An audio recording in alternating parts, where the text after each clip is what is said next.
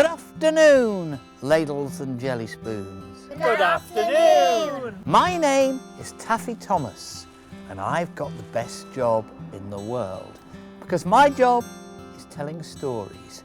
Stories, tales, and elaborate lies. And most of the other people who do that are in Parliament. And sadly, that is true. Every day I travel from my home here in Grasmere to somewhere where people want to hear stories. Some days I'm in a school, some days I'm in a library, some days I'm even in a pub. Now I tell you, I'm a storyteller, and that's true, but I used to be a fire eater. I used to be a fisherman. I used to be an escapologist. In fact, you could fill a very large bucket with things I used to be. At the age of 36, I suffered a massive stroke. I lost my speech and a fair bit of the left side of my body. For 16 years, I've been some kind of a clown acrobat. But now suddenly, I couldn't sing, I couldn't dance, I couldn't even clap my hands. The crowd passed to the other side of the street, and I was alone in the dark.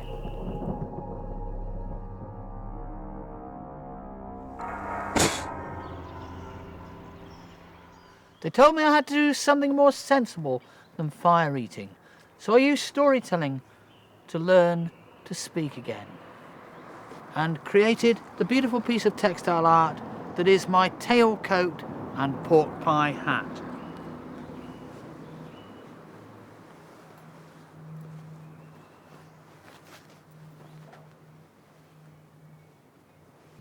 When I put this on, I become a jukebox, because every picture on the coat is one of the stories in my head.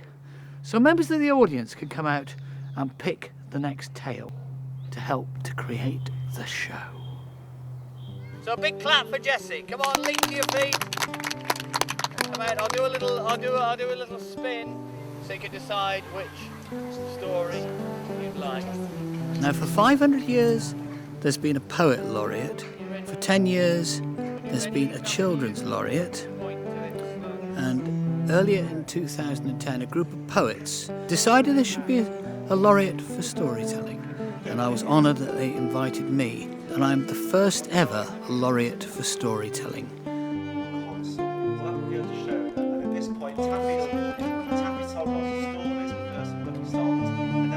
So really the role is to be a spokesperson for storytelling, to help to find a new audience for storytelling, an ancient art that was in danger of possibly dying out. Because if speaking was more important than listening, we'd have two tongues and one ear.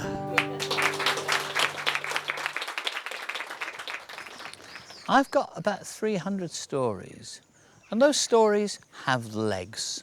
They have legs because whenever I walk into this garden, or I walk into a school, or a library, or a pub, the stories walk in hand with me. And they walk in with me because they walked to me. Because I got my stories, not from books, but from people I met. Started when I was 18.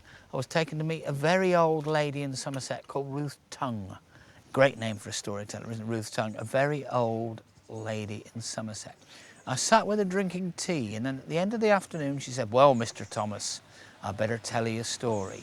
Well, I was hooked. From that moment, I set out to find people who have stories. More recently, I've been finding stories from people in the Lake District in Cumbria who know some of the local legends, because they're mainly half remembered. We have to patch them together. This took me in Kirkby Lonsdale to George Harrison, a local historian who's been able to tell me the legend of the Devil's Bridge. It was told to be my grandfather, and he got it from his grandfather. So it has been in the family for generations. The legend of the Devil's Bridge happened like this. The tiny town of Kirkby Lonsdale stands on the banks of the River Lune on the Cumbria, Lancashire and Yorkshire border. Every Thursday it has a market. Every week a farmer's wife came from Yorkshire to sell her bread buns. she came with a dog, a little Yorkshire Terrier called Charlie. Now Charlie the dog's legs were so short they only just reached the ground. This day she set up the bread stall and started trading. It started to rain. It rained all day. Despite this, she sold all of the bread buns except for one. Returning to the little wooden footbridge over the Loon, she found the river had flooded and the wooden bridge had been swept away. Poor lass, she gazed at the grey water swirling. How could she get home to feed her husband and the animals on the farm?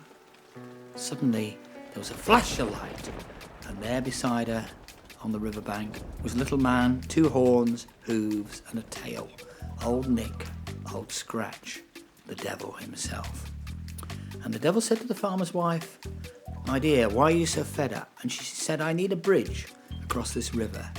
And the devil said, "I can build you one overnight, but there's a price to pay. The soul of the first living creature to cross the bridge comes with me to burn in the fires of hell." The farmer's wife patted Charlie the dog on the head and had an idea. She lay with the dog under a tree to sleep. The devil put on his apron and he was up on the fell side collecting rocks, and collected enough rock and stone to build a bridge which to this day is still known as the Devil's Bridge. As the sun rose, he woke the farmer's wife and the dog and said, "Madam, there's your bridge, but you remember the bargain." The farmer's wife took the one remaining bread bun from her bag and waved it under Charlie the dog's nose.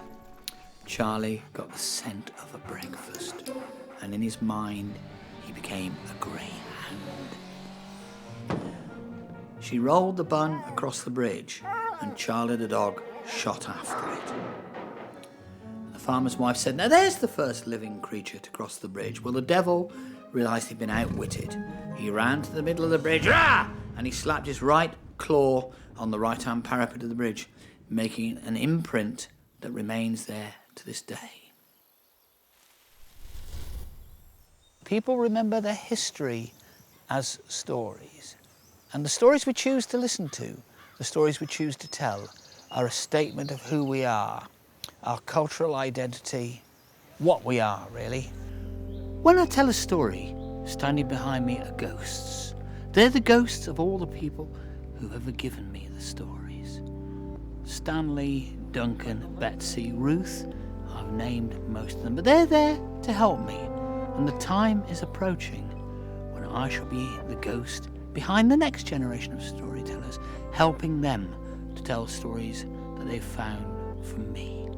Because if the stories were presents to me, then they're presents from me, presents for future generations. Gaia. Good afternoon, ladies and jelly spoons. Good afternoon.